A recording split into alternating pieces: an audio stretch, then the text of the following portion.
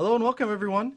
We have week 2 of 9 of the Managing Vintage League. I'm Samuel Lamo here with Lance Ballister, and so we've got number 2 of 3 for this trimester. So these matches, it's complete and known information. So for our first match, we're going to be having Matt Gottschall on Ravager Shops versus Sean Ottaway is a bit Brew Splinter Twin. I like the deck, but I'm not sure exactly how well it's going to do tonight. So, Twin is I mean, it's been doing well in Vintage, I think. There's a couple of people that were playing it for a while. In Vintage or Um, Legacy? in Vintage, Beaver has been playing it a lot. Um, and John Garris was playing it. And yeah, I don't know. They had a couple top eights with it.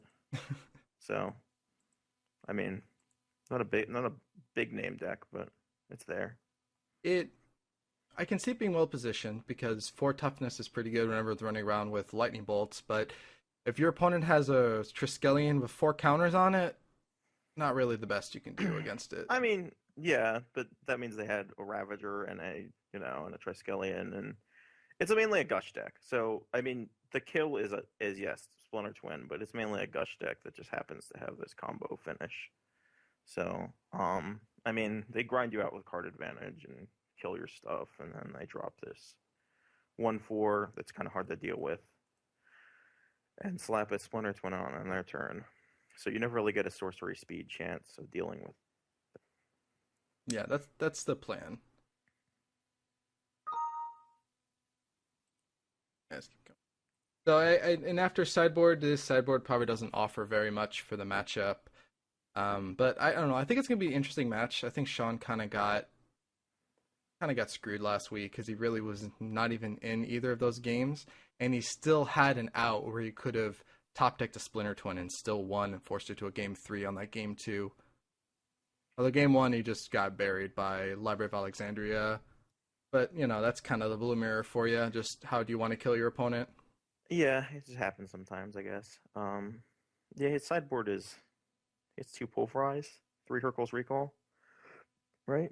Yeah, it's pulverized. So it's Oh, pulverized versus it's a bunch of hangerback. It's a bunch of board sweepers.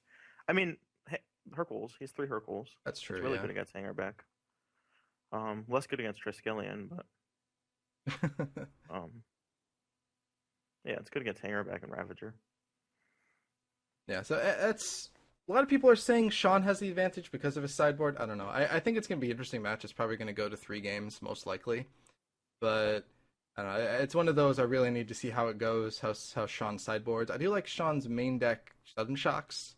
Like that's the card starting to get a lot of popularity, and I mean Yeah, 2 damage is enough. it's good for taking out Ravagers and Yeah, Provokers. I could definitely see some plays where you go Ravager and then put a couple counters on it to play around Sudden Shock where your opponent doesn't have priority yet. Although Ravager, Yeah, yeah, you're usually not going to put a counter on Ravager right away. So if you just sudden shock it, most times you're probably going to get it. yeah. But there's always modular too, so you keep the 1 power, but just Mox Oh yeah, doesn't yeah, attack yeah, for yeah. one, You and shift it over to something else. It's just nice to get them off the table so you can use your. See how many DAC fitteds? I guess not playing that card. yeah, no DAC though. DAC interaction with Hercules Recall is kind of funny. Yeah, not good. Because They it's get it because back. it's all artifacts owned by target Yeah, player. So if you DAC fade in something and then Hercules recall them, they get whatever you stole back, which is some ancient card interaction, which is pretty funny.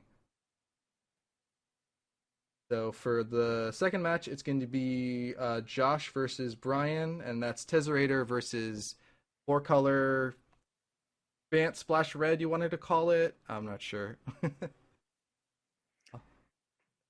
yeah. Brian's weird deck. Brian's. I play spheres in my blue deck. The Yeah. Thalias, yeah, 2 Thalias, one in the sideboard, one in the main. He corrected me on that it's not one random mid deck Thalia. He has the second one, which in this matchup it seems pretty good. Josh just trying to I put think together the Tezzeret. I think Brian's deck is very very good against. Um, yeah, the spheres are perfect for playing a deck like what Josh is on. So Josh wants to just play lots of big spells, Yeah, and Josh is very aggressive. He could get more than just his Mox's Ancient Grudge because he is playing Seed of the Synod, he is playing Mox Opal, so he's going to create this huge form of artifacts. He finds his Academy, he's going to have just tons of mana, and I like the deck a lot. I just there's a lot of pinpoint removal, and Brian always seems to play piles of artifact removal. So yeah, he's playing a lot of artifact removal, a lot of and he's playing a couple spheres. I mean, he can really just mana deny. That's going to be a big part of this matchup. Is Brian just mana denying Josh out of this game?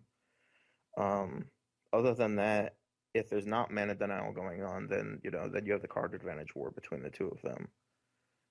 Josh's deck can go a little more broken, so if he ends the game in the first couple of turns, Brian won't really be able to stop that. But Brian does have what, four forces, four missteps. yeah, Brian has a lot of tools to stop. Only Josh has like the same ones back. I think game one is pretty much in Josh's favor unless Brian finds the one Ancient Grudge. Where knowing Brian, he probably will have it in his opening hand. But I could see I game one going Yeah, pretty well for Josh, and then just really being down to what Brian wants to kill and what he holds back versus what he wants to fight over. So that seems like pretty good. A pretty good Blue Mirror plus the random cards, the Grand Arbiter, one of yeah. the I think Thalia, one of. the coin flip is really important for game one. Game two, I think then it just becomes Brian's matchup. With all the hate coming in. Game one, Brian wins the flip. He can put down a Thalia and really just kill almost everything that Josh wants to do. If Josh wins the flip, he can drop his all his Moxen out there and start casting Thirst for Knowledge and Thoughtcast and Tezzerets and do everything that he wants to do. So getting into their game plan first is going to be the most important thing, I think, game one. Yeah, I can definitely see Thalia really well. Affinity versus Thalia, that means that he has 5 artifacts and he only has to pay 1 blue, right? Kind of like Yeah, Sphere yeah, and the Delve. Thoughtcasts are still good.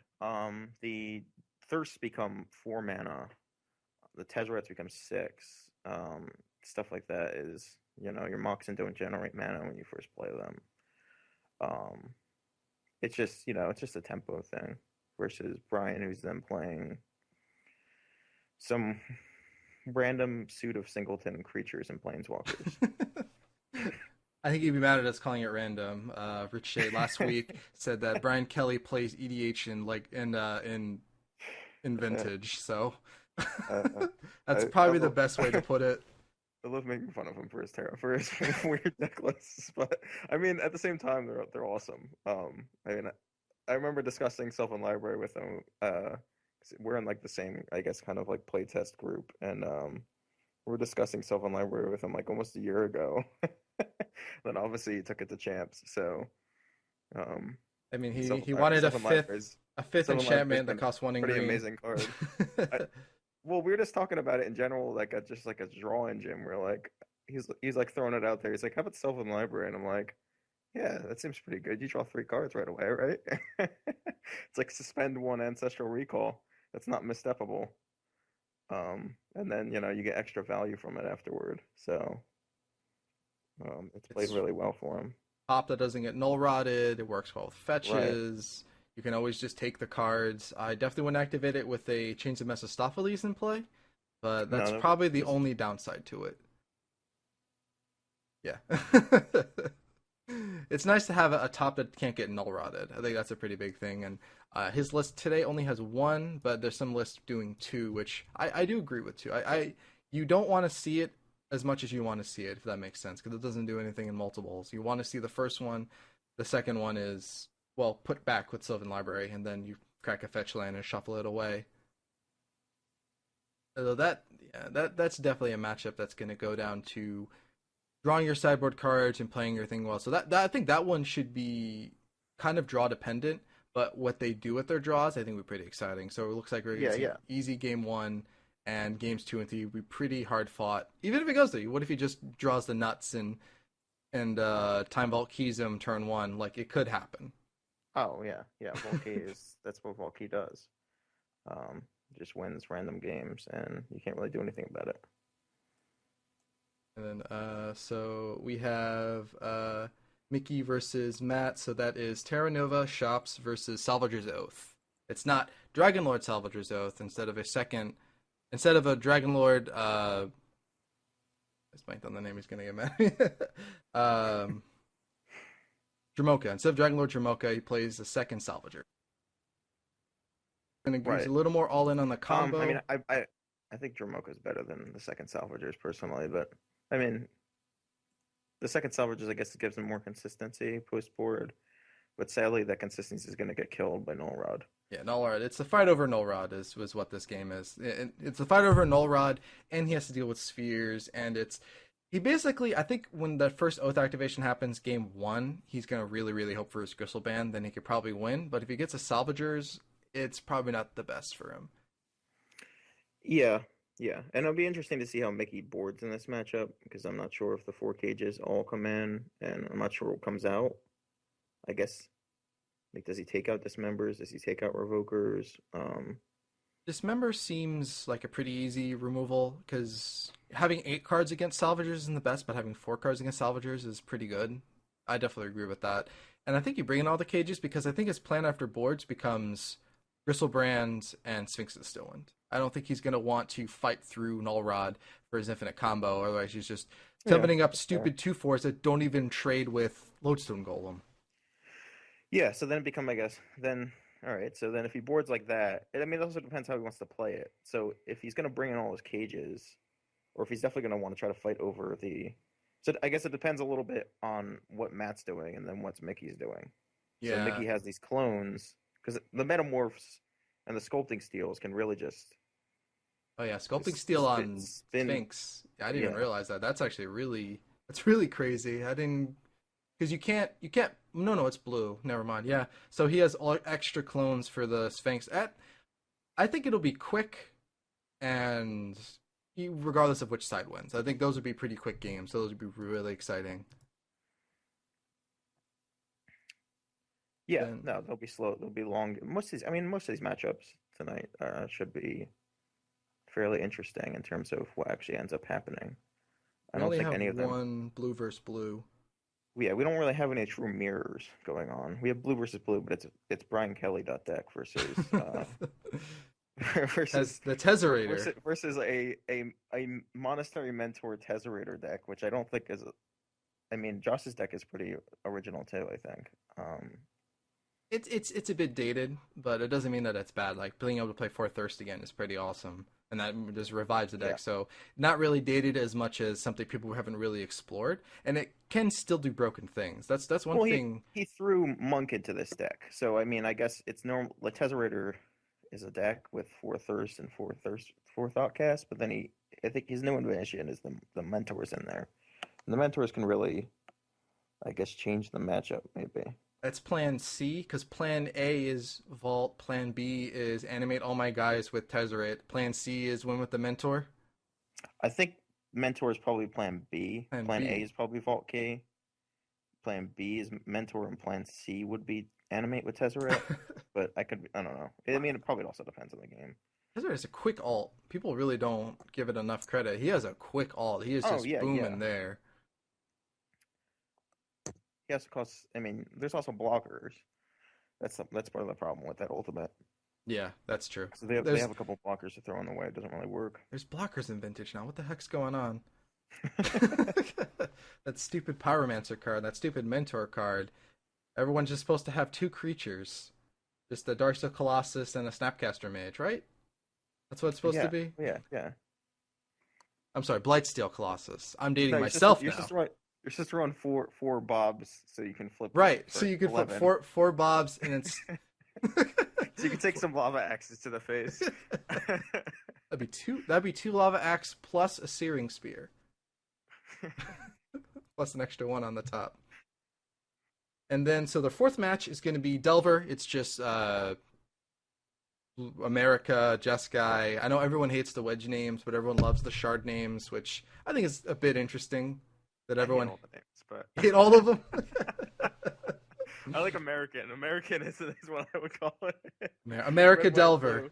America It's Delver red, white, and blue. versus Dredge. So game one, Yeah. 95% win on Dredge's side, regardless if you mulligans to Yeah. nothing or gets a fast You start, could gets a just throw it broken. at 8. He doesn't even need his bazaar here, I don't think. Yeah. Um, I did see a pretty good play last week that not even he saw, where he could have drawn up to 8 and just discarded in the turn and not exposed his Bazaar to oh yeah, Wasteland. yeah. So correcting him on a play or pointing a play he didn't see, that made me feel pretty good, to be honest. Having never played Dredge Yeah. outside of extended Frigorid Dredge. Yeah, I didn't see that either. It does have some consequences in terms of you don't get to actually draw 2 cards. Sometimes drawing 2 cards is actually not that bad because you can get a bazaar off of it. But Yeah. yeah, the line you were suggesting was more conservative, and it did he end up? I can't.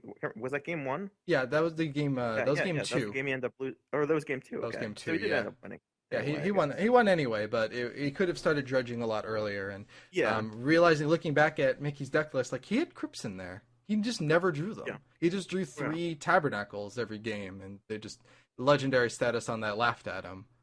yeah. I mean, he had Grafdigger's Cage, yeah, and he has a Tabernacle, which isn't like horrible to draw 2 pieces of hate, but he did have a lot. A lot. He had 12 hate cards, and he lost the match. But then again, I guess he got a little unlucky not to draw crypt, but still, like that's pretty impressive. And then he lost. Yeah. He won game 1 and lost a sideboard game, which is the complete opposite of what's supposed to happen. That was the craziest thing about that matchup. Well, Shops is actually not that bad against Dredge game 1. They have like a 30. They can go lodestone, and Yeah, it's like, ugh, yeah. because They have like a Icarids can't block; they die.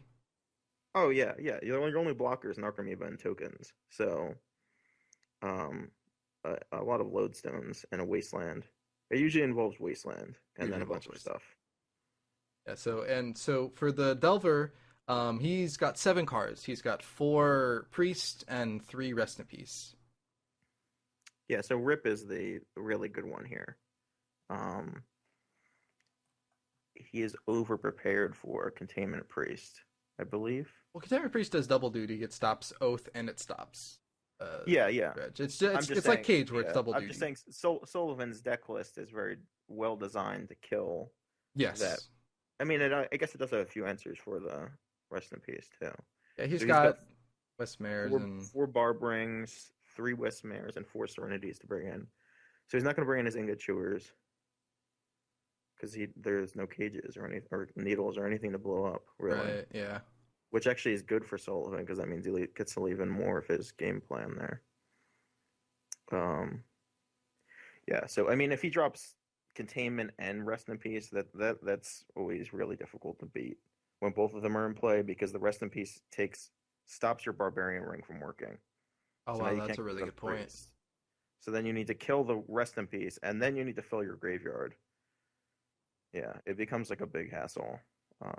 Yeah, when you actually remove the graveyard, you actually exile the graveyard. That's when that's really what killed Mickey last week. Is that he didn't find a crypt to just deal with the graveyard. He could just sort of put a boxer on the graveyard, and then the box would break, and he had to deal with all these zombies coming out of it, and then it just couldn't catch a break on that. And then he drew a bunch of lands, and he could pay for the tabernacle, and it was just I could see that being replayed where Mickey does get the heads up on that. So with all those sideboard cards, the Rest in Peace really does deal with the Barbarian Ring really well. So that might be a win game 1, lose games 2 and 3. I think that'll Oh probably yeah, be. yeah. I think we have a lot of close ones tonight. I don't really see any blowouts. Maybe the first match, but it does have a lot of artifact removal. I guess people can just mulligan to 4 twice, and then that's the game. No, I mean, I really like Sean. This is Sean, right? Sean Yeah. versus Matt. Yeah, no, I really like Sean's deck in this matchup. I would probably prefer to be on his side. So I don't think it's gonna be a blow up by any measure. I mean, Matt's playing, the best Shops deck around right now, which is probably It's maybe the best deck in the whole format right now. most complicated one. I don't know. I've seen mirrors of that where I just didn't want to watch it anymore. He is playing the interesting Sword of War and Peace. I just noticed instead of the normal swords. That's a Usually- really nice innovation. I really like usually it they play because Fire and Ice. because it deals with all the main removal cards, Swords and Bolt, and it Yeah, does stop Ancient Grudge, and it well, it doesn't stop Serenity, but the that's just protections are it. much better. So you're sacrificing some of the ability in terms of what it does when it hits them for better protections. Um, he's not playing against a white deck here though. The blue red one would have been much better Yeah, considering true. he's playing against a blue red deck. Yeah, very Um, very true. but I mean, it still does have Pro Red, like yeah, it still has pro red, right? So it still has pro. I think every removal spell in Sean's deck that targets. Um, right, it does. Although Sean has a lot of sweeping removal, he doesn't have targeted removal. but That's Sean can block with a Snapcaster. He can chump with a sorry, he can chump with a Snapcaster, or he can block with a Deceiver. that's true. 1/4 is pretty good against 2/1s, which is funny that that actually is the thing that matters. Yeah, yeah. Like if he just, well, I guess there's not really anything he can block well with the Deceiver if it has a sword on it. No. Um, So then the last match is going to be Tom versus JP. So it's going to be Stacks versus Sultai or something. It doesn't have Deathrite Shaman. I'm not exactly sure what the full-on game plan is with that, but it has a lot of one-for-one removal, which should be pretty good against Stacks. But I don't know. I'm not completely sold on that deck, but sorry, it's I missed whose deck we talking about? oh JP's deck. Oh, JP's. Yeah, Um, I mean it's a bugfish deck, yeah. so yeah. I mean it's an interesting deck. I don't think I've ever seen this. Yeah. I don't think I've ever seen anything with Mana Gorger that's like this. So Yeah, it's I have no Mana idea how Gorger this is will pretty fun, I'd say. go. He has. I mean, I've seen Mana Gorger played, but I haven't seen it played in a bug list. And then he has Liliana the Veil, which is a card that I haven't seen in a while. His Pernicious Deed, Knight's Whisper as his draw engine. I mean, he's playing lots of good cards. Um, I don't. I mean, I feel like I would have to play this deck to know how they interact with each other. But yeah, I'm really looking forward to the matchup. Although he's I like Tom's throwback to espresso shops with the yeah, powders.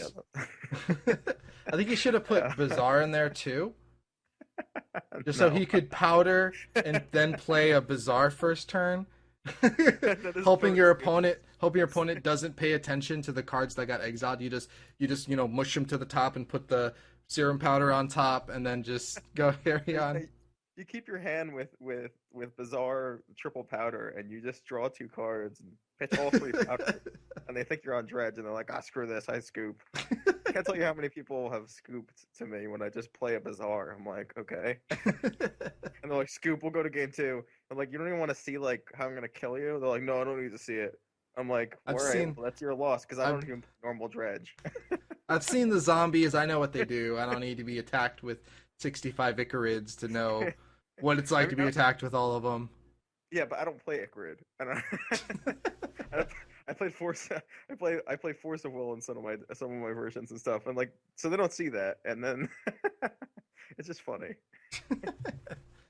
Oh man. Okay, so that's all the matchups first. So we're gonna take a quick break, get everything set up, and then go into game one. Match one: Ravager Shops versus Splinter Twin.